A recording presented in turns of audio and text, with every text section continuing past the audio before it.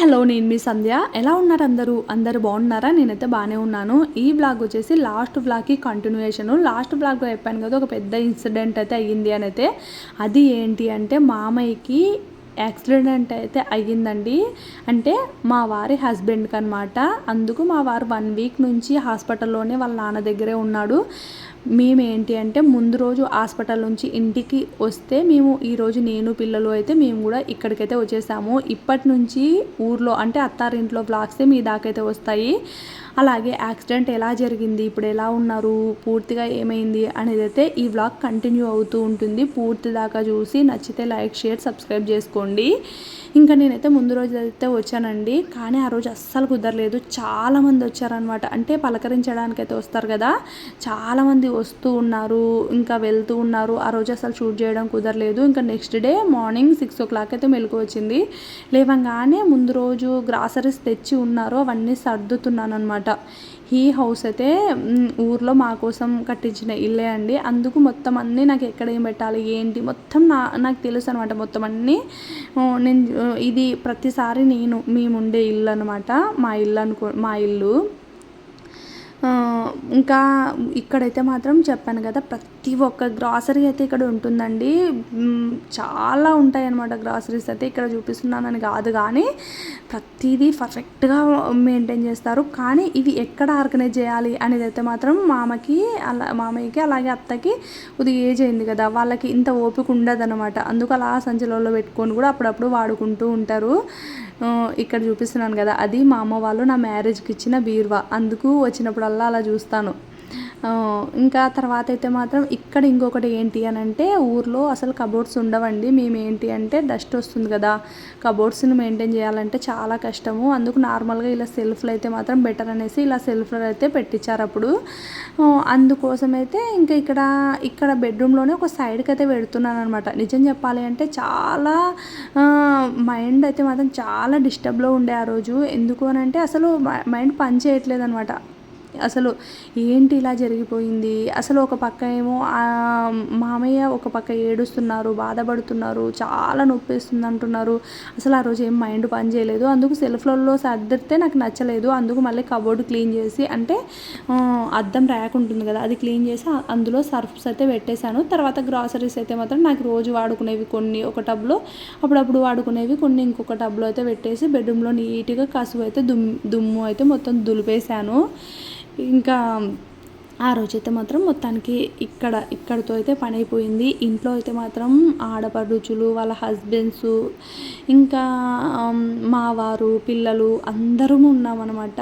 అందుకు చాలా తొందరగా వర్క్ అయిపోవాలి అనేసి కొద్దిగా స్పీడ్గానే చేశాను. ఇంకా అక్కడ అయిపోగానే ఇంకా హాల్లో కూడా మొత్తం అంతా క్లీన్ చేస్తున్నాను. మొత్తానికి యాక్సిడెంట్ అయితే ఎలా జరిగింది అనేది అయితే చెప్తాను. ఇదైతే మాత్రం చాలా సడన్గా అయిపోయాయి. నిజం చెప్పాలి అంటే, లాస్ట్ బ్లాగ్లో చెప్పాను కదా నేను, ఎవరి కళ్ళు పడ్డాయో మాకు అస్సలు అర్థం అవ్వట్లేదు అని. ఆ వర్డ్ ఎందుకు యూజ్ చేశాను అంటే, 1 month కూడా పూర్తవ్వకముందే, అంటే జస్ట్ ఇన్ 20 daysలో సడన్గా ఇద్దరికి సర్జరీస్ అయితే అయిపోయాయి అన్నమాట. ఫస్ట్ అయితే మాత్రం అత్తకైతే మాత్రము సడన్గా స్టమక్ పెయిన్ రావడము, అనుకోకుండా 1 dayలోనే అపెండిక్స్ ఆపరేషన్ జరిగిపోవడము, ఇది జరిగింది. మళ్ళీ 20 daysకంతా మళ్ళీ మామయ్యకి అయితే యాక్సిడెంట్ అయితే అయ్యింది. అందుకు ఎవరి కళ్ళు పడ్డాయో అన్నాను ఆ రోజైతే మాత్రము. ఇంకా ఎలా జరిగింది అని అయితే మాత్రం చెప్తాను. అలాగే ఇది మార్నింగ్ రొటీన్ కదా, అది కూడా షేర్ చేస్తాను. ఇంకా ఫస్ట్ అయితే కసువులు మొత్తం చిమ్మేసి మొత్తం మాపింగ్ అయిపోయిన తర్వాత కొన్ని సామాన్లు ఉంటే అవి కూడా తోమి పక్కన పెట్టేశాను. తర్వాత మామయ్యకి అయితే గంజి, అంటే రాగి జావ కాదు, అన్ని మిల్లెట్స్ వేసి ఒక పౌడర్ అయితే దొరుకుతుందండి, దాంతో రోజు గంజి తాగుతారనమాట. గంజి అయితే ఇచ్చేసాను. ఇంకా అందరి కోసం టీ అయితే పెట్టేశాను. తర్వాత నేను కూడా ఫ్రెష్ అయ్యి వచ్చేసిన తర్వాత వంట పని అయితే స్టార్ట్ చేస్తున్నాను. ముందు రోజు చాలామంది ఉన్నారని చెప్పాను కదా, అందుకు చాలా రైస్ ఎక్కువగా వండేసాము. ఆ రైస్ చాలా ఉండింది, అందుకు వేస్ట్ అయిపోతుంది కదా అనేసి ఈ రోజు అయితే మాత్రం ఇంకా ఇంట్లో టిఫిన్స్ చేయడానికి బ్యాటర్స్ ఏవి లేవు. సడన్గా చాలా హడావిడిగా ఉన్నాం కదా, అందుకు ఇద్దరికి, అంటే అత్తకి మామయ్యకి ఇద్దరికి బయట నుంచి ఇడ్లీ అయితే తెచ్చారు. వాళ్ళ కోసం గంజి అలాగే ఇడ్లీ, మా కోసం అయితే మాత్రం నైట్ మిగిలిన అన్నంని ఇంకా పులిహోర అయితే కలిపేస్తున్నాను. చేశాను. చాలా బాగుండే ఆ రోజు పులిహోర. ఇప్పటికీ ఈ ఇన్సిడెంట్ జరిగి అయితే మాత్రం 1 వీక్ అయిపోయిందండి. 1 వీక్ 8 డేస్ అయిపోయింది, 9 డేస్ అయిపోయిందనమాట. ఇక్కడ నాకెందుకో పులిహోరలో తాలింపు తక్కువైనట్టు అనిపించింది. మళ్ళీ కొద్దిగా వేసాననమాట. ఈ మా నార్మల్గా అత్తకి సడన్గా అపెండిక్స్ ఆపరేషన్ అయితే జరిగింది కదా. కొంతమంది రిలేటివ్స్ అయితే వచ్చి ఉన్నారు సండే రోజు. వాళ్ళు వచ్చారు కదా అని అంటే ముందు రోజు వచ్చారు, సండే రోజు వాళ్ళు కూడా ఇంట్లో ఉన్నారు కదా, నాన్ వెజ్ తేవాలి అని అయితే మార్నింగే మామయ్య గారు బైక్ వేసుకొని నాన్ వెజ్కి అయితే తేవడానికి వెళ్ళారనమాట. వెళ్ళింటే సడన్గా ఆటో వచ్చి బ్యాక్ నుంచి గుద్దేసిందండి. చాలా లెగ్ టూ అంటే ఒక లెగ్కే 2 టైమ్స్ విరిగిపోయింది. అంటే 2 చోట్ల విరిగిపోయింది. చాలా బాధ అనిపించింది ఆ రోజైతే మాత్రము. నిజంగా ఆ సిచ్యువేషన్లో అసలు బ్రతుకుండగానే నరకం ఎలా చూస్తారో అలా అనిపించింది అనమాట. ఎవ్వరికీ అలాంటి సిచ్యువేషన్స్ అయితే రాకూడదు అని నా మనస్ఫూర్తిగా కోరుకుంటున్నానండి. నిజం చెప్తున్నా. ఇంకా అలా జరిగిపోయింది ఆ రోజైతే మాత్రం. సడన్గా ఆ రోజు అలా సడన్గా యాక్సిడెంట్ అవ్వడం, వెంటనే ఎమ్మిగనూరుకి అయితే తీసుకొచ్చేసారండి. మేము కూడా అంటే మా హస్బెండ్ వాళ్ళు మొత్తం 4 మెంబర్స్. అప్పుడు ఇంట్లో ఆడపడుచులు కూడా ఉన్నారనమాట. ఆడపడుచులు అలాగే మా మరిది మొత్తం 3 కలిపి ఎమ్మిగనూరుకి అయితే తీసుకొచ్చారు. మేము అటు సైడ్ నుంచి మేము కూడా ఎమ్మిగనూరుకి అయితే వచ్చాము. ఇంకా అక్కడ అవ్వదు అన్నారనమాట. అవ్వదు అనేసరికి వెంటనే కర్నూలుకి అయితే తీసుకెళ్లారు. సండే రోజు మార్నింగే. ఇంకా నేను కూడా సండే రోజే వాళ్ళ దగ్గరికి అయితే వెళ్ళిపోయాను అనమాట.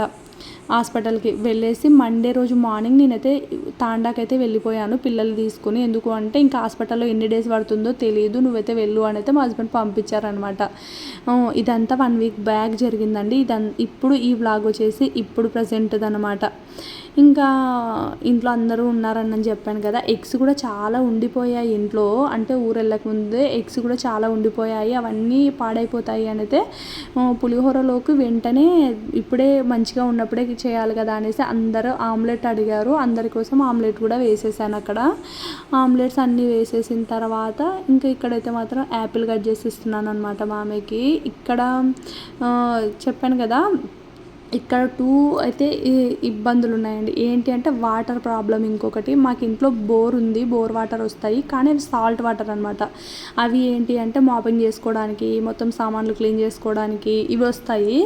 కానీ కుకింగ్ చేసుకోవడానికి కానీ హెడ్ బాత్ చేయడానికి కానీ అవి పనికి రావు. అందుకోసం అయితే ఇక్కడ వాటర్ ప్రాబ్లం కొద్దిగా ఉంటుంది. బయటికి వెళ్ళి అంటే ఇంటిలోనే కుళాయి ఉంది, అది కూడా కొద్దిగా టైం పడుతుంది అనమాట. 1 వీక్ 10 డేస్కి ఒకసారి అలా వాటర్ వస్తాయి కాబట్టి ఇంట్లో అంతా బిందెలు అలాగే మొత్తం డేషలలో వాటరు కనిపిస్తూ ఉంటాయి మీకు. ఎందుకు చెప్తున్నాను అంటే ఈ మధ్యకాలంలో డైలీ వ్లాగ్స్ వస్తాయండి. అందుకు మీరు మళ్ళీ ఏంటి అని అడగకముందే చెప్తున్నాను అనమాట. తర్వాత ఇంకా నేను ఆ పని అయితే చేస్తూ ఉన్నాను. టిఫిన్ అయితే చేసేసాను. అందరూ తినేసిన తర్వాత నేను ఇంకా మధ్యాహ్నం ప్రిపరేషన్కి అయితే స్టార్ట్ చేస్తూ ఉన్నాను. స్టార్ట్ చేసేలోపు మా పెద్ద ఆడపడుచును కూడా ఈ ఊర్లోనే ఇచ్చామని చెప్పాను కదా, తను కూడా ఇంటి దగ్గరే వస్తుందన్నమాట. తనైతే మొత్తం సామాన్లు క్లీన్ చేసి ఇచ్చింది నాకు. నేను ఈ తోటకూర కట్ చేసేలోపు ఇంకా తర్వాత నేను వంట పని అయితే ప్రిపేర్ చేస్తున్నాను. ఈరోజు లంచ్లోకి అయితే మాత్రం తోటకూర కర్రీ అలాగే రోటీ అయితే మామయ్యకి అయితే చేశానండి. మా కోసం అయితే మాత్రం పప్పు, ఇంకా అందరం తింటానులేండి, పప్పు రైస్ అయితే చేశాను అనమాట ఆ రోజు. నిజం చెప్తున్నాను. ఆ రోజు ఏం జరిగిందంట అంటే పడిన రోజు ఈ సిచ్యువేషన్ బయట ఎగ్జాక్ట్గా మార్నింగ్ 6:30కి అంతా పడిపోయారండి. పడిపోయిన తర్వాత ఎవ్వరూ లేరు. అంటే ఆ ఆటో అతను ఏంటి అంటే గుద్దేసిన తర్వాత వెంటనే వదిలేసి పారిపోయాడు. అంటే తన ఆటోను కూడా వదిలేసి పారిపోయాడంట. అప్పుడు ఆ అడవిలో ఎవ్వరూ లేరనమాట. అంటే రోడ్డు పైనే కానీ ఇంకా వెళ్ళే దారిలో ఎవరు లేరు. కొద్దిగా స్పృహ అయితే ఉండిందంట. స్పృహ ఉండింటే వెంటనే కాల్ చేసి చెప్పారంట నేను ఇక్కడ పడిపోయాను అయితే. చాలా బ్లడ్ అయితే పోయిందండి. 1 వీక్లో మ్యాక్సిమం మా హస్బెండ్ అయితే ఒకసారి ఇచ్చారు, చాలా 2 లీటర్స్ దాకా ఇచ్చారు బ్లడ్. తర్వాత ఒక 5-6 బాటిల్స్ బ్లడ్ తెచ్చినా సరే అది సరిపోవట్లేదు. ఎందుకు అంటే ఎంత బ్లడ్ ఎక్కించినా సరే అది నిలబడట్లేదు. వెంటనే కాల్లో కింద నుంచి మొత్తం అంతా కారిపోతుంది. అందుకు చాలా డేస్ పట్టింది సర్జరీ చేయడానికి కూడా. మ్యాక్సిమం 4 డేస్ పట్టింది సర్జరీ చేయడానికే. చేసిన తర్వాత ఒక 4 డేస్కి అయితే ఇంటికి వచ్చారనమాట. అసలు ఇలాంటి టైంలో మనీ కనుక లేకపోతే అసలు సేవ్ అవ్వరండి. ఎగ్జాక్ట్గా ఎంత మనీ పోయాయి అన్నది కాదు, ఎగ్జాక్ట్గా ఉండి పెట్టడం అనేది గ్రేట్ కదా. అందుకు ప్రతి ఒక్కరూ మనీ ఈజ్ చాలా ఇంపార్టెంటు. నాకు ఈ టైంలో చాలా అనిపించింది అన్నమాట. ఎందుకో చెప్పాలనిపించింది. ఖచ్చితంగా మనీ అయితే పెట్టుకోండి. నేను చెప్పానని కాదు కానీ నిజంగా ఇట్లాంటి సిచ్యువేషన్లో అనిపిస్తుంది అన్నమాట. ఇంకా అక్కడైతే మాత్రం తోటకూర కర్రీ ఒకవైపు స్లోగా పెట్టేశాను. తర్వాతకు వచ్చేసి రోటీ కూడా కొట్టేస్తున్నాను అనమాట. రోటీ కూడా కొట్టేసేసి ఇంకా ఈరోజు అయితే మాత్రం ఇంకా ఇంట్లో శుభ్రం అంటే డీప్ క్లీనింగ్ కానీ ఇట్లాంటివి ఏమీ పెట్టుకోదలుచుకోలేదండి ఒక 5 days అయినా సరే. ఎందుకు అనంటే నేను కూడా చాలా మెంటల్ ప్రెషర్లో ఉన్నాను. 1 week మా హస్బెండ్ లేకుండా. ఇంకొకటి ఈ సర్జరీ జరిగినప్పుడు నాకు ఒక పెద్ద గుడ్ న్యూస్ అనే చెప్పుకోవాలి. ఒకటి అంటే ఈ బ్యాడ్ న్యూస్లో ఒకటి మాకు గుడ్ న్యూస్ అని చెప్పుకోవాలి. ఏంటి అని అంటే మా హస్బెండ్ లేకుండా నేను 1 week ఒక్కదాన్నే ఉన్నానండి. చాలా గ్రేట్ మాకు అది. ఎందుకు చెప్తున్నాను గుడ్ న్యూస్ అని ఎందుకు చెప్తున్నాను అంటే నేను మా మ్యారేజ్ అయ్యి 10 years అయింది. ఎప్పుడూ లేననమాట ఒక్కదాన్నే.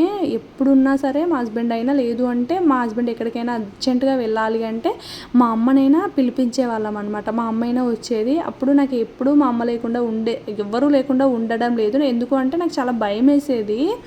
చాలా భయపడేదాన్ని ఏమైనా వస్తాయి అనే దాంతో. కానీ ఈసారి అయితే మాత్రం చాలా ధైర్యంగా ఉన్నాను. చెప్పాను అనమాట. ఇంకా మా హస్బెండ్కి నేను ఉండగలుగుతాను, ఉంటాను అని అయితే చెప్పాను. అందుకు తను కూడా చాలా ప్రెషర్గా ఉండే కాబట్టి సర్లే ఉండు అని అయితే వదిలేశాడు. ఇది అయితే మాకు నిజంగా గుడ్ న్యూస్. ఇది మీకు చాలా సింపుల్గా అవ్వచ్చు కానీ మాకైతే చాలా వాటిని మేము వదులుకున్నాము. మనిషి ఏ సిచ్యువేషన్కి తగ్గట్టు ఆ సిచ్యువేషన్ స్ట్రాంగ్గా అవుతారు అని అయితే మాత్రం నాకు అర్థమైంది ఈసారి అయితే. ఎంచక్క పిల్లలు ఈ సిచ్యువేషన్లో కూడా వాళ్ళు అక్కడ అంతగా చేస్తూ ఉంటే నేను కూడా పిల్లల్ని మంచిగా మేనేజ్ చేసుకున్నాను ఒక్కదాన్నే.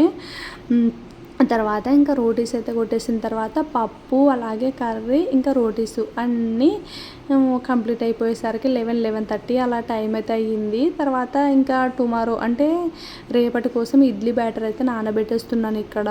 ఇడ్లీ చాలామంది ఉన్నప్పుడు ఇడ్లీ చాలా బెటర్ అండి. బెస్ట్ టిఫిన్ అని చెప్తాను నేను ఇడ్లీ. అంటే డైలీ మనం ఉన్నప్పుడు కాదు, నేను తాండాలో ఉన్నప్పుడు నువ్వు అసలు ఇడ్లీనే తినకూడదు, దోశనే తినకూడదు అని చెప్తావు. ఇప్పుడేంది అంటే నిజం చెప్తాను, ఇక్కడ ఖచ్చితంగా టిఫిన్ తింటారు కాబట్టి ఇడ్లీ చాలా సింపుల్ ప్రాసెస్ అనిపిస్తుంది. ఇంకొకటి ఇంకా లాంగ్ అయిపోతుంది వీడియో అని అయితే డిన్నర్ స్పెషల్స్ అయితే చూపించలేదండి. డిన్నర్ రొటీన్ అయితే చూపించలేదు ఆ రోజు డిన్నర్లోకి పప్పు అయితే ఉందన్నమాట. ఎగ్ కర్రీ అయితే చేశాను. ఇంకా ఎగ్ కర్రీ రైస్ అయితే పెట్టాను అనమాట. ఇంకా ఆ తర్వాత రేపటికి కావాల్సిన కూరగాయలు కూడా నేను అత్త మాట్లాడుకుంటూ ఒలిచేసాము. అత్త కూడా సర్జరీ జరిగింది కాబట్టి నైటీ వేసుకుంది, ఎవరు ఏమీ అనుకోకండి. తర్వాత ఇంకా ఇక్కడ కర్రీ చేసేసి మామయ్య గారు కూడా డిన్నర్కి అయితే ఇచ్చేసాను. తర్వాత సామాన్లు మొత్తం దోమేసుకున్నాను. చాలా నడుము పట్టేసింది అన్ని సామాన్లు దోమేసరికి. ఇంకా రేపటి కోసం మొత్తం గ్యాస్ స్టవ్ అయితే క్లీన్ చేసేసుకున్నాను. దోశ బ్యాటర్ కూడా మిక్సీ పట్టేసుకున్నాను. ఇంకా ఇక్కడ మొత్తం రేపటికి ఏమేమి పప్పులు అయితే కావాలో అవన్నీ నానబెట్టేస్తాను. మొత్తం డైలీ నైట్ రొటీన్ అయితే ఇదే ఉంటుందండి. గ్యాస్ స్టవ్ క్లీన్ చేసుకోవడము, అన్నీ నానబెట్టేసేయడం అయితే పక్కా. ఈ రోజుకి వీడియో అయితే ఇంతే. ఈ రోజు నుంచి మన ఊర్లో బ్లాగ్స్ అయితే వస్తాయి. ఎవరైనా సబ్స్క్రైబ్ చేసుకుని వాళ్ళు ఉంటే సబ్స్క్రైబ్ చేసుకోండి. అలాగే మీకు ఏమైనా తెలిసిన స్టిప్స్ ఉంటే కూడా కామెంట్ చేయండి. టైం అయితే మాత్రం పనంతా అయిపోయేసరికి నైట్ 10 అవుతుంది. Okay, thank you so much for watching. By by.